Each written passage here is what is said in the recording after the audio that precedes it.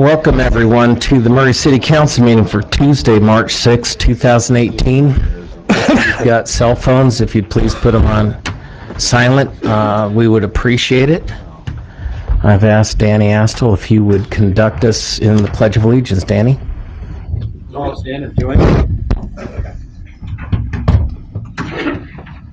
I pledge allegiance to the flag of the United States of America and to the republic for which it stands, one nation, under God, indivisible, with liberty and justice for all.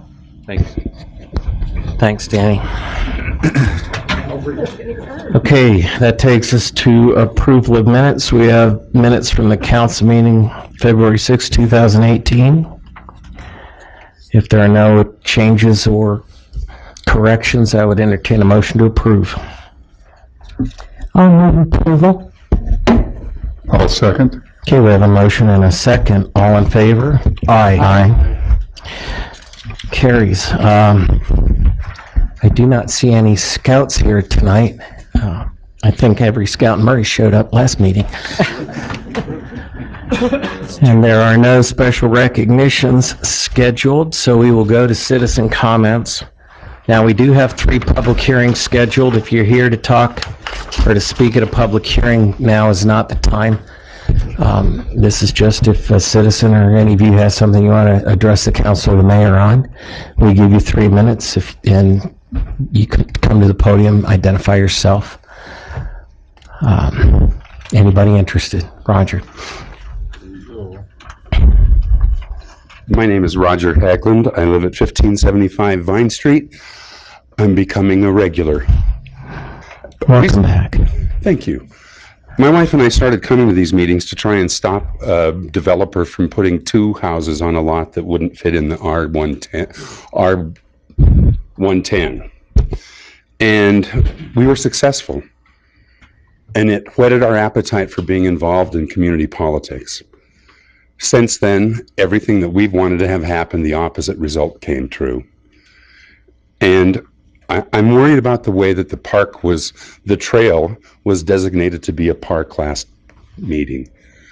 That having it open for people to walk on from 6 to 11 makes it so that our having given up our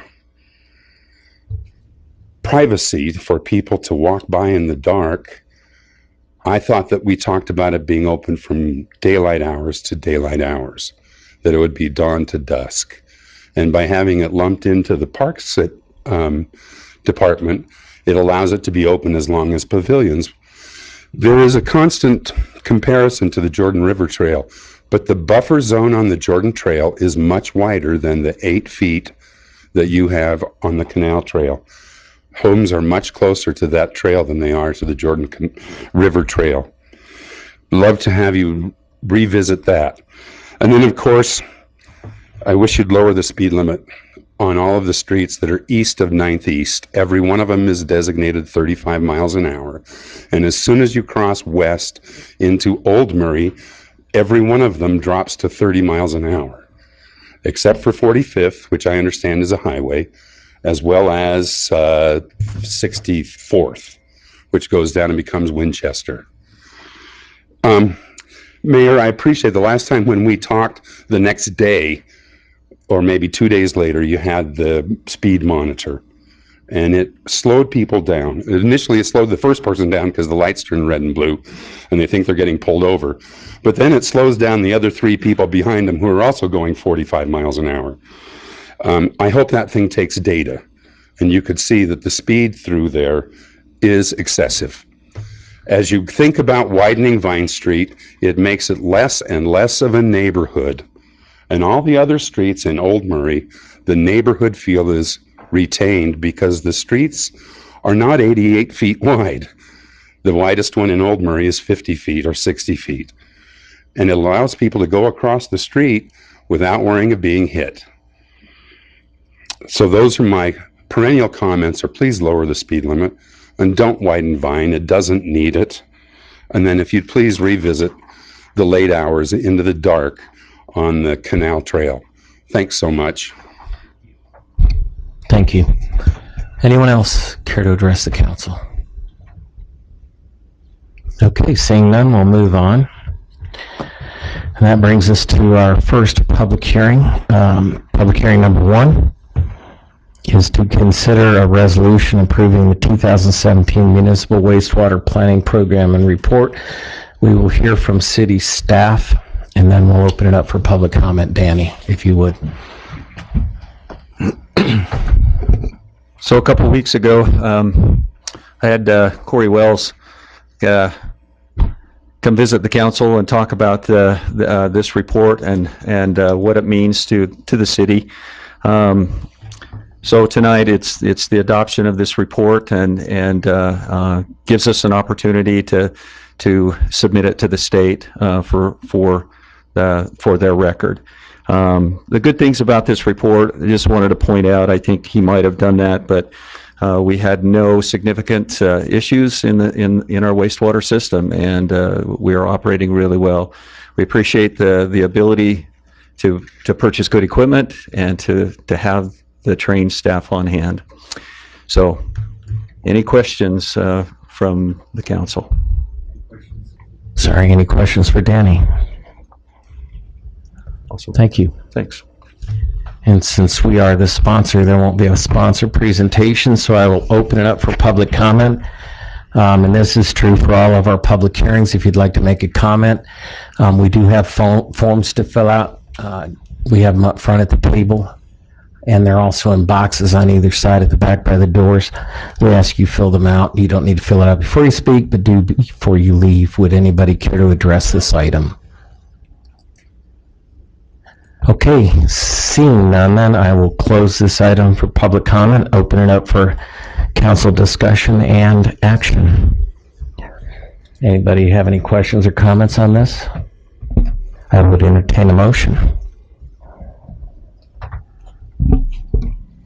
I'll move that we approve the resolution for the 2017 Municipal Wastewater Planning Program Report. I'll second.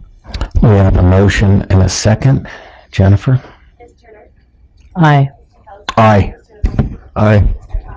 Aye. Aye. Well, carries. Okay, public hearing number 2 is to consider an ordinance amending section 13.08.020 of the Murray City Municipal Code relating to water service system, including water system rates. And again, Danny. All right, once again, thanks for taking this time, allowing me to visit with you. Tonight, we're bringing in this public looking for the adoption of the rates, and we've gone through quite an extensive. And I'm prepared, if you would like me to present this in a PowerPoint, but I don't know whether you wanted me to do that or not. So. As we've talked about these, we've talked about we had a consultant who just walked in. Good timing. with Zions Bank has been our consultant, and going through this process, we've learned a lot about our system because we did a full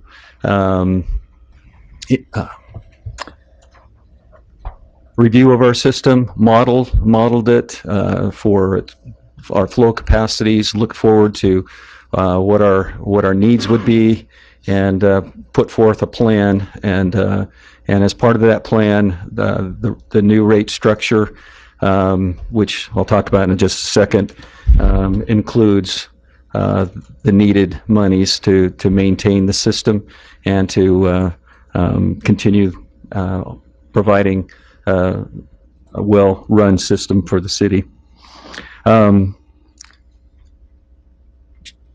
In 2016, as you know, the legislature adopted a Senate Bill 28, passed that into law, and once that did, we were left to figure out how we were going to comply with that.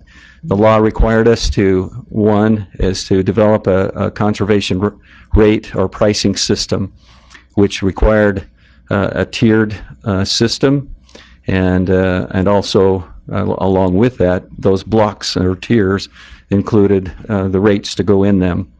As part of the analysis that we performed, we went through that process, and instead of choosing just 2 or 3 tiers, we went to a 5-tier system because we felt that represented what our citizens were doing and would harm them less than just a few tiers.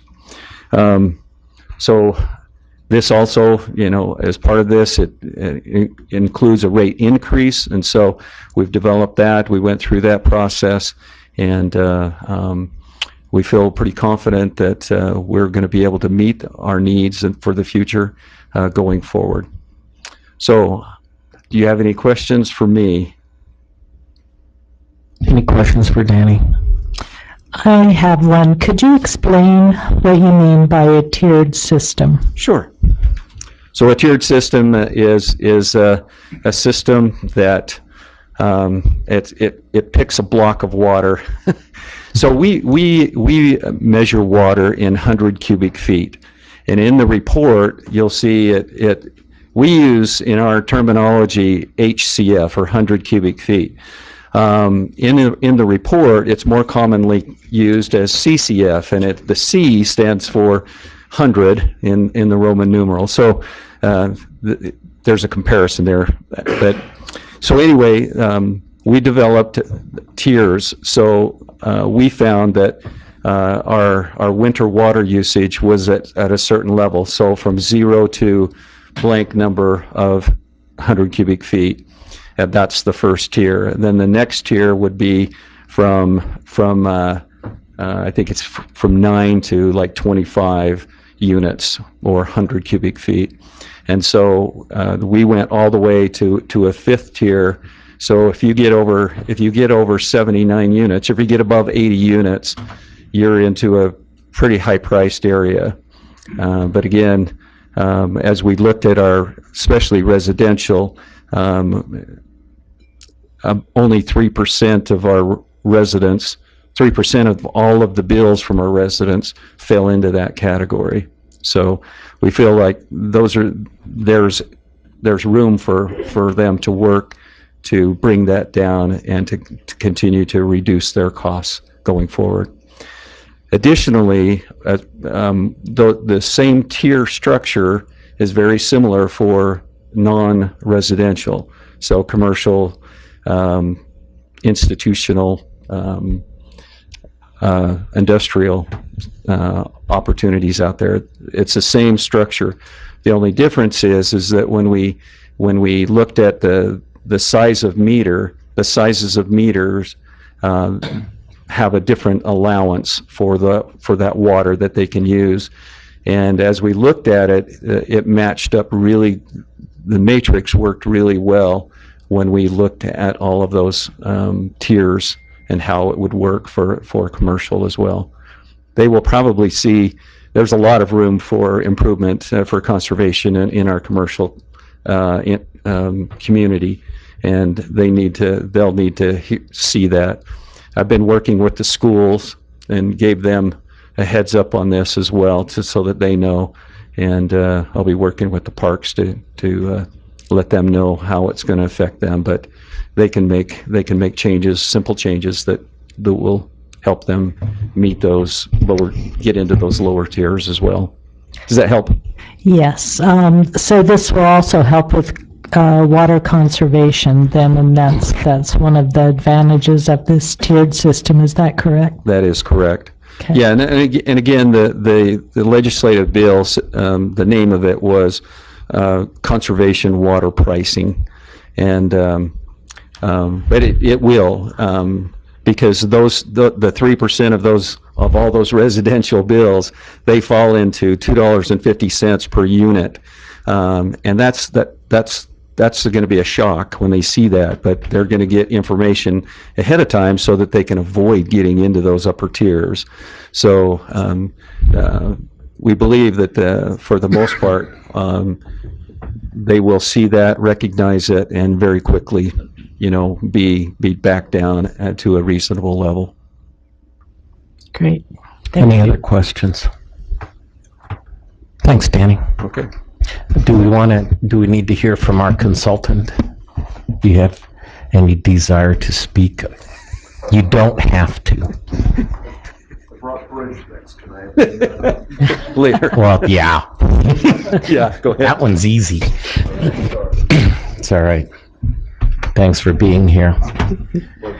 If there's no other questions for Danny, then I will open this up for public comment. Again, same rules, 3 minutes.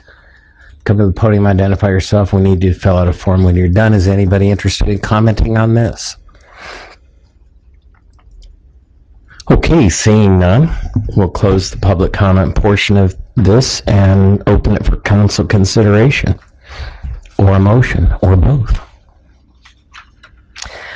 Okay, I'll make a motion to adopt the ordinance amending section 13.08.020 of the Murray City Municipal Code relating to the water service system, including water system rates. We have a motion. Do we have a second? I'll second that. Okay, motion and a second. Any discussion? Jennifer? Aye. Aye. Aye. Aye. Aye. Thank you. Motion carries. Last public hearing is to consider an ordinance amending section 13.08.050 of the Murray City Municipal Code, 050G, of the Murray City Municipal Code relating to water service system, including water impact fees. Danny, you're going to be busy tonight. I'm back. Thank you again. So a while back, we, as part of the water master plan process and planning process, and then a rate and fee study, we included a review of our impact fee and created the impact fee facilities plan that goes along with it. There are quite a few rules or laws regarding how to enact and operate under impact fees, and so this was quite extensive. And again, we depended upon our consultant to make sure that we were doing everything to follow all of the things that needed to be done as far as this part of it, and then our legal department to keep us from going to jail, or you, I guess. We appreciate that.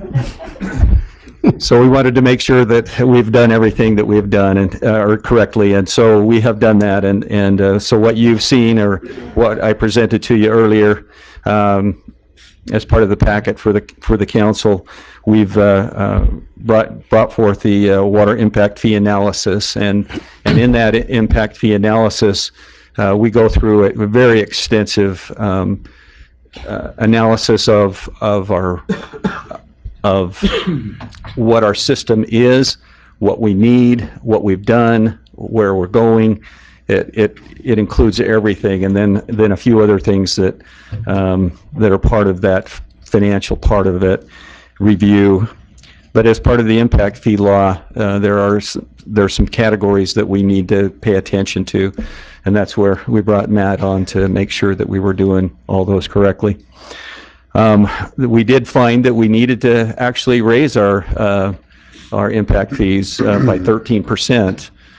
Because of growth that we will experience in the future, and which is very slight, but it did go up a little bit, which we were surprised about, because our last couple of times we've actually just lowered them just a little bit. So now we're back. So anyway, that's my presentation, unless you want me to go into a little more detail with it. But if you have questions, I'd be glad to answer them, or have Matt answer them. Questions for Danny?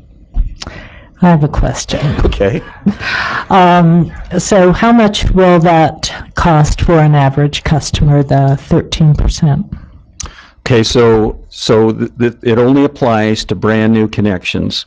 Okay. So a brand new connection for a single family home was $2,677. Now it will be $3,027. So about $300. Okay, Well, a little more than that, almost 5. for the initial connection. Yeah, for the connection. That's all it applies to. Okay, great. Do you think Diane really knows these answers? She's just trying to get you to build it so everyone knows. Well, I'm glad she's asking those I know, I questions. love it. I think Diane, we're always good. She said, Brett, we see it, but no one else sees it. So I appreciate that. Thanks, Okay. Diane. Yes, thank you, Danny. All right. Any other questions? Okay, we'll open this one up for public comment then. Again, anyone wish to speak on this item? This is easy tonight.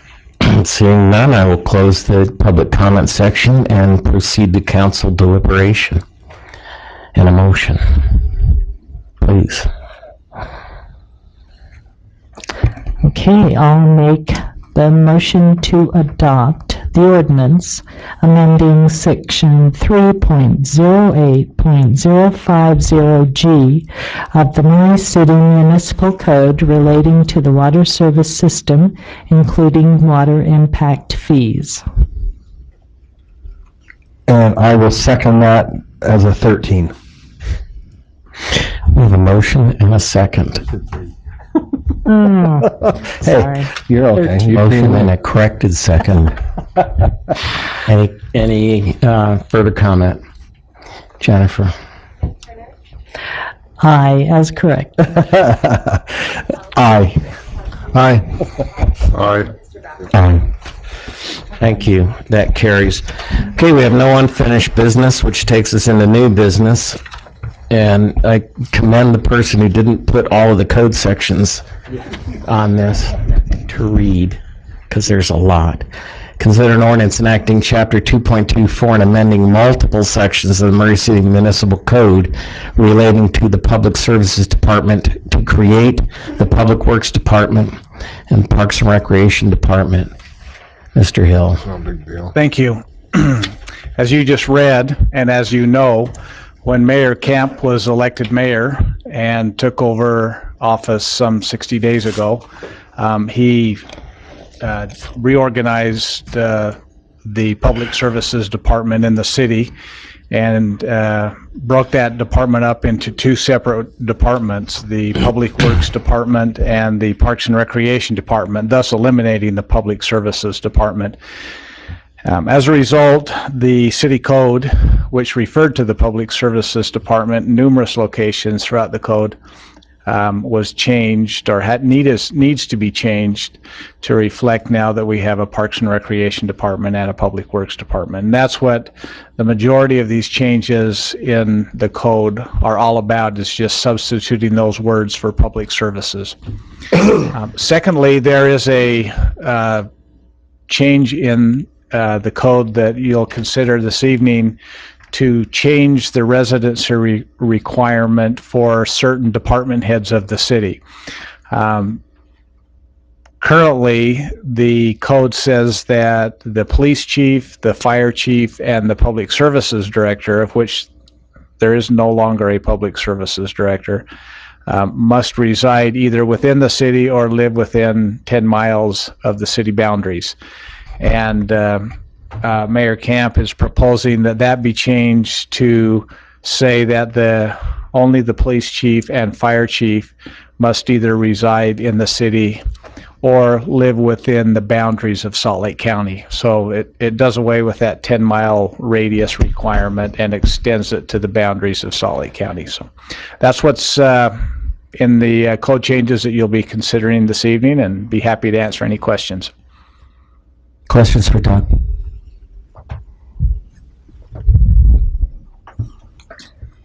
Okay, thanks, Doug. Thanks. Any further discussion, or I would entertain a motion? Make a motion that we adopt an ordinance enacting Chapter 2.24 and amending multiple sections of the Murray City Municipal Code relating to the Public Services Department to create the Public Works Department and Parks and Recreation Department. I'll second. You second. We have a motion and a lot of seconds. Any further discussion? Hey, Jennifer, if you would. Aye. Aye. Aye. Aye. That takes us to the last item on new business, and that's to consider an ordinance amending section 2.66.020 of the Murray City Municipal Code relating to candidacy filing fees for city elections. Jennifer, sorry. Nodded off there for a second. Okay, last year some members of the City Council asked about the possibility of charging a candidate filing fee. A study was conducted by GSBS in April of 2017 regarding the implementation of a filing fee. The fee would help the Recorder's Office recoup costs associated with candidate filings, and was discussed at the January 16th Committee of the Whole meeting. Based on the study, the filing fee being proposed is $95, and I can answer any questions you guys have.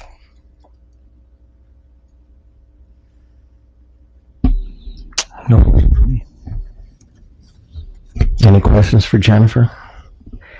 I don't have a question, but I have a comment, and that is that when I filed to run, I was very surprised that there wasn't a filing fee because you put so much time into it and gave us this wonderful packet which cost money. I mean, and so I think we were getting a great deal, but I think it's really important that there be a filing fee in order to recoup those costs. So, thank you. And we're asking this to be retroactive. I'm just kidding. When I quit. No, I saw this and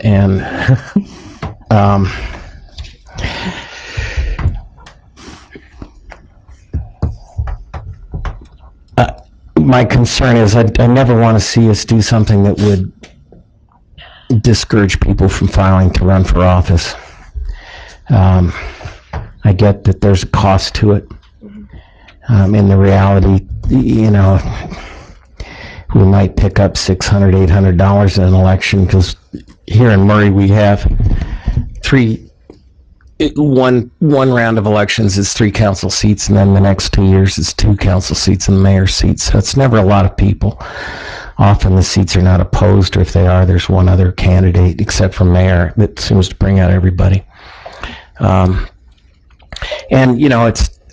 We operate under state law for elections. The county runs our elections. It's just there's a lot of things that tweak me on this. So I was concerned. But then I talked to someone who's in the know, and apparently the state is looking at mandating this. And if that's the case, and if it's going to come down that way, I guess I got to change my mind, and I would rather we be in front of it than have someone else tell us what to do. Still not comfortable with the $95. I read the survey. I saw what that was like. I think a $50 fee might be a little more reasonable. But I'll leave that up to everybody else. That's my own opinion. If there are no other comments. You entertain a motion? Yes, sir. I'll make a motion that we adopt an ordinance amending sections 2.06.020 of the Murray City Municipal Code relating to candidacy filing fees for city elections. I'll second. Okay, as a correction, it's 2.66. I think Davey said 06. Okay, we've had a motion and a second. Any other comments? Jennifer. Ms. Turner? Aye. Mr. Jones? Aye. Mr. Naplonsky? Aye. Mr. Cox? Aye. Mr. Brass? Aye. Motion carries. That's all of our business items. Takes us to the mayor's report. Mayor, if you will. Thank you. I know most of, all the council knows, but a couple of weeks ago, there was a student hitting the crosswalk over on 700 West near Riverview Junior High, and then yesterday, a similar incident occurred. Another young man in the same crosswalk was hit. Wow. Both suffered a broken leg, and luckily it wasn't more serious than that. But the reason I bring it up is after the first incident, we've known for a long time that there's issues there. And by the way, both of these incidents were caused by inattentive driving. In both cases, the driver was cited. but we've known about the problem there. And after the young man was hit a few weeks ago, we engaged a consultant to look at that area there, and has been working with our city engineer, and has come up with a number of recommendations that we can do as a city to try and make that a little bit safer. There's nothing we can do to make people pay attention. I mean, obviously, but hopefully the measures that we'll be doing will help. And one of them will be to install signs with flashing LED lights on them to bring more attention to the fact that there is a crosswalk there. It's already marked, but hopefully the flashing lights will help. And those signs are on order. They'll be installed as soon as they arrive. We also intend to install extra wording on the crosswalk itself. If the kids are looking down, maybe they'll see look both ways, similar to what they do at the railroad crossings at the sidewalks there. And then the last step that will probably not take place until next school year is the traffic safety committee is considering, and we're looking at implementing a no left turn sign from Tripp Lane onto 7th West during certain hours that correspond with school hours. That's one of the problems, is that the people that are trying to make a left-hand turn there sit there a long time. They get frustrated. They try and go, and it's not safe. So those are the measures that have been recommended by the consultant, and that we intend to follow those recommendations. So just want to make you aware of that. Also, we had mentioned that that we were going to have the e-waste day, which we did a couple of Saturdays ago. But the problem is that it was a day that we got hit with snow pretty hard. It was still successful. We had a number of people bring their e-waste in, but we believe that we need to probably have another one in the summer or towards fall, when the weather's will probably be better, and hopefully there won't be any snow. You never know these days, you know. But anyway, so we will be scheduling another one later in the year. But it was successful. I also want to mention tonight that the Murray Library, and this is pretty exciting, I just found this out today, the Murray Library is now offering patrons the opportunity to use the Rosetta Stone program to learn a language. So you can check it out online. It's available through the library's website, or you can download the app and use a code to download whatever language you want to learn. So I thought that was another great service that our library offers. We have such a terrific library. And then finally, I just want to make a comment about the water rates that you passed this evening. As we've been looking over these last months at the impact of the water rates and how they're going to impact. Again, Councilmember Brash, you mentioned about it being mandated, and this was a mandate to go to the tiered system. But as we've been looking at this, I realized that according to the Utah Division of Water Resources, about 60% of the water that we use is for outdoor watering, and they estimate that the average homeowner uses double the water that they really need to for outdoor watering. And I really hope that this conservation rate will really get people wanting to be educated about the water conservation. It's not just an economic issue, but it's really an issue for us to have water down the road. So we're so fortunate to have such a robust water system, and my hats off to Danny and his group for their great work on our water system. And I know most of you have traveled to other countries where the water system's not so robust, and every time I do, I'm so grateful for the great water system that we have here. So thank you for voting tonight to invest in that system. It'll pay off in dividends in the long run. So thank you for that. That's my report. So if you have any questions, I'll be happy to answer. Any questions for the mayor? Now, I'd read an article recently about the amount of water that's lost because of bad pipes and leaks and stuff in the system too. So all of this goes towards that. So, all right, if there's no other questions, we have no other business, we stand adjourned. Thank you all.